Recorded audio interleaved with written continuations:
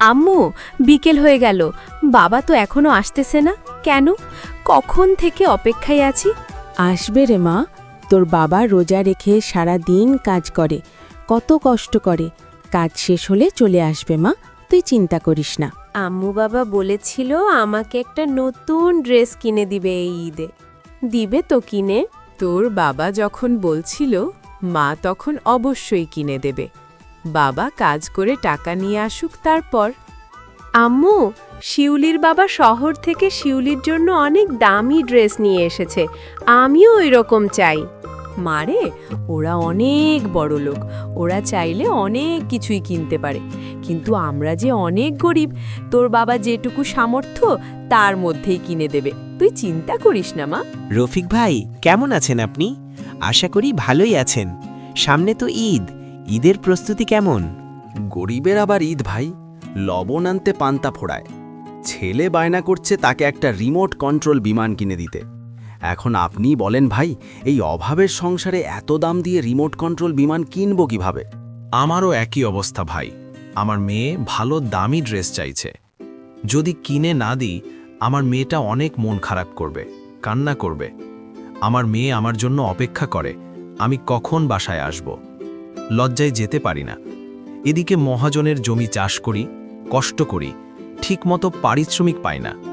বেতন দিবে ঈদের পরে। এখন যে কি হবে বুঝতে পারছি না।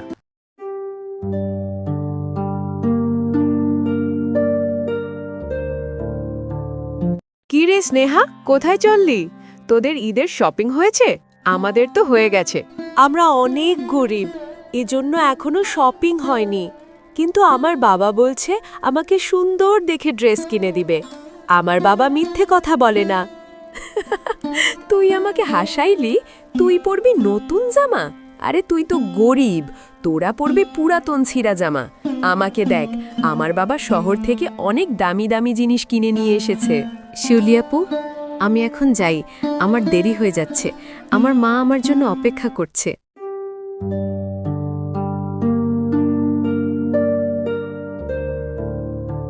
কি গো, মেয়েটা ঘুমিয়েছে? দুপুরে খাওয়া দাওয়া করেছে? হ্যাঁ গো, একটু আগে খাওয়া দাওয়া করে ঘুমিয়েছে। একটু আগে বাইরে থেকে এসেছে, দেখলাম মন খারাপ। আমার মেয়েটা মন খারাপ করে আছে। আমি বাবা হয়ে মেয়েটার মুখে হাসি ফোটাতে পারছি না। আর 2 দিন পর ঈদ, কিন্তু একটা জামা পর্যন্ত কিনে দিতে পারলাম না। কষ্ট পেও না গো, সব ঠিক হয়ে যাবে। আমি বলি কি, আমার বিয়েতে যে বেনারসি শাড়ি পরেছিলাম, এখনো তার পরনি না, এখনো নতুন আছে। ওই বেনারসি কেটে দর্জিকে দিয়ে একটা নতুন জামা বানিয়ে নিয়ে এসো। মেয়ের মন খারাপ দেখার চেয়ে মেয়েটার হাসি মুখ দেখা আমাদের কাছে অনেক সুখের। না না, এটা করা যাবে না। বেনারসি শাড়ি, এটা আমাদের শেষ স্মৃতি, এটা কাটা যাবে না। আগামীকাল আমি দোকানে যাব, দেখি কিনে নিয়ে আসতে পারি কিনা। আব্বাস ভাই, ওই লেহেঙ্গার দাম কত? আমার মেয়ের জন্য কিনবো। ওর দাম 2000 টাকা, এর কমে হবে না। নিতে চাইলে এই দামেই নিতে হবে। আব্বাস ভাই, আমার কাছে 500 টাকা আছে, এই দামে দিতে পারবেন? আমার মেয়ে বড় শখ করে লেহেঙ্গা চাইছে। আমি যদি দিতে না পারি, তাহলে আমার মেয়েটা অনেক কষ্ট পাবে। বললাম তো 2000 টাকার নিচে আমি দিতে পারবো না। লেহেঙ্গা কেনার ক্ষমতা নেই, এসেছে লেহেঙ্গা কিনতে। যাও, বিরক্ত করো না, আমার আরও কাস্টমার রয়েছে। হে আল্লাহ, আমাকে তুমি এতটাই গরিব বানাইছো কেন? আমার স্ত্রী সন্তানকে 3 বেলা ভালোভাবে খেতে দিতে পারি না, হাসি খুশি আনন্দে রাখতে পারি না। বছরে একটা দিন, ঈদের দিনে ভালো পোশাক কিনে দিতে পারি না আল্লাহ। হে আল্লাহ, আমাকে তুমি এইটুকু সম্পদ দাও, যেই সম্পদ পাওয়ার পর অন্যের কাছে হাত পাততে না হয়। এ কি পলাশ, তুমি কান্না করছো কেন? কি হয়েছে তোমার? আমাকে সব খুলে বলো। দুঃখের কথা আর কি বলবো মোড়ল সাহেব। 2 দিন পর ঈদ, আমার স্ত্রী সন্তানের জন্য ভালো পোশাক কিনে দিতে পারিনি, বাজার করতে পারিনি। আমার স্ত্রী সন্তান আমার জন্য অপেক্ষা করছে। কখন আমি বাসায় যাব, ওদের হাতে ঈদের বাজার পোশাক তুলে দিব? আমি বাসায় যেতে পারছি না, কোন মুখে যাব? এই নাও, এই থলিতে 100টি সোনার মোহর আছে। এটা দিয়ে তোমার বউ বাচ্চাকে বাজার করে দাও, পোশাক কিনে দাও। আর হ্যাঁ, এটা আমি ভালোবেসে তোমাদেরকে উপহার দিলাম, এই ঋণ শোধ করতে হবে না। আপনার এই উপকার আমি কোনো দিন ভুলব না। আপনাকে অসংখ্য ধন্যবাদ মোড়ল সাহেব। আপনার মতো ভালো সৎ মানুষ এখনও আছে বলেই আমাদের পৃথিবীটা টিকে আছে। এ পৃথিবীটা সুন্দর। বউ, এই নাও এবারের ঈদের বাজার। তোমার জন্য শাড়ি, মেয়ের জন্য লেহেঙ্গা আর কিছু জিনিস নিয়ে এসেছি।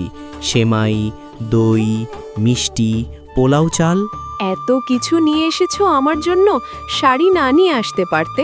শুধু আমার মেয়েটার জন্য নিয়ে আসলেই হইতো, আর তোমার জন্য পাঞ্জাবি। বছরের একটা দিন তোমাদের সকলের সাথে আনন্দ করব, মজা করব। আমার জন্য তো এনেছি, তোমাদের জন্য নিয়ে এসেছি, কিন্তু আমি অনেক খুশি হয়েছি। তুমি খুশি হয়েছো? আমরা অনেক খুশি হয়েছি গো, তুমি অনেক ভালো। আমাদের সংসারে অভাব থাকতে পারে, কিন্তু সুখ ভালোবাসার কোনো অভাব নেই। বাবা, লেহেঙ্গা আমি ঈদের দিন পরব, আমারও খুব পছন্দ হয়েছে। অবশ্যই পড়বি। ঈদের দিন আমরা অনেক আনন্দ করব, মজা করব, একসাথে খাওয়া দাওয়া করব, ঘুরতে যাব।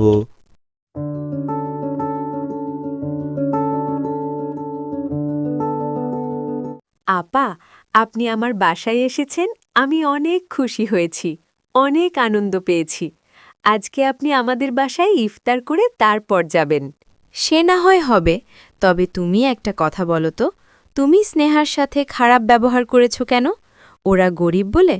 দেখো, পৃথিবীতে সব মানুষ সমান নয়, কেউ গরিব, কেউ ধনী, সকল ধরনের মানুষই বাস করে। আজকে তোমরা অনেক ধনী মানুষ, আল্লাহ তোমাদের কোনো কিছুর অভাব দেয়নি, টাকা পয়সা, বাড়ি গাড়ি, সম্পদ সব কিছুই আছে। কিন্তু স্নেহা তাদের পরিবারে হয়তো আল্লাহ তোমাদের মতো অর্থ সম্পদ দেয়নি ঠিকই, কিন্তু সুখ ভালোবাসা দিয়েছে। স্নেহের সাথে খারাপ ব্যবহার করে ঠিক করনি। তুমি কি জানো, যারা গরিব অসহায় মানুষদের কষ্ট দেয়, দুঃখ দেয়, আল্লাহ তাদের ভালোবাসে না? তুমি কি চাও আল্লাহ তোমাকে ভালো না বাসুক? আপা, আমি আমার ভুল বুঝতে পেরেছি। আমি আর কোনো দিন গরিব অসহায় মানুষদের সাথে খারাপ ব্যবহার করব না। ঈদ মোবারক মা। ঈদ মোবারক বাবা। দেখো আমাকে কত সুন্দর দেখাচ্ছে। নতুন ড্রেস পরে বাবা আমাকে এত সুন্দর ড্রেস কিনে দেওয়ার জন্য তোমাকে অনেক ধন্যবাদ। আমি খুব খুশি হয়েছি। ঈদ মোবারক মামুনি। সত্যি আমার মেয়েটাকে রাজকন্যার মতো লাগছে। এই যে পলাশ, ভাবিজান, ঈদ মোবারক। আমিও চলে আসলাম। ঈদ মুবারক মহাজন সাহেব। দেখুন আমার মেয়েটা কত আনন্দ করছে, কত মজা করছে। এসব হয়েছে আপনার জন্য। আপনার ঋণ কোনোদিন শোধ করতে পারবো না। এভাবে বলো না, তোমার মেয়ের মুখে, তোমাদের মুখে খুশি আনন্দ দেখব বলেই একটু করেছি। স্নেহা আপু, তুমি আমাকে ক্ষমা করো। সেদিন তোমার সাথে অনেক খারাপ ব্যবহার করেছি, তখন আমি বুঝতে পারিনি। এখন বুঝতে পেরেছি কতটা ভুল করেছি তোমার সাথে খারাপ ব্যবহার করে। আসলেই তাই, ঈদ হচ্ছে শুধু ধনী লোকেদের জন্য নয়, ধনী গরিব সবার জন্য। আমি কিছু মনে করিনি শিউলি আপু, তোমাকে আমি সেদিনই ক্ষমা করে দিয়েছি। এখন তুমি তোমার ভুল বুঝতে পেরেছ, এটাই অনেক। এসো আমরা সবাই মিলে ঈদের আনন্দটাকে ভাগ করে নিই, আনন্দ উল্লাস করি। প্রিয় বন্ধুরা, তোমাদের সকলকে জানাই ঈদের শুভেচ্ছা। সবার ঈদ ভালো কাটুক, এটাই চাই। ঈদ মোবারক।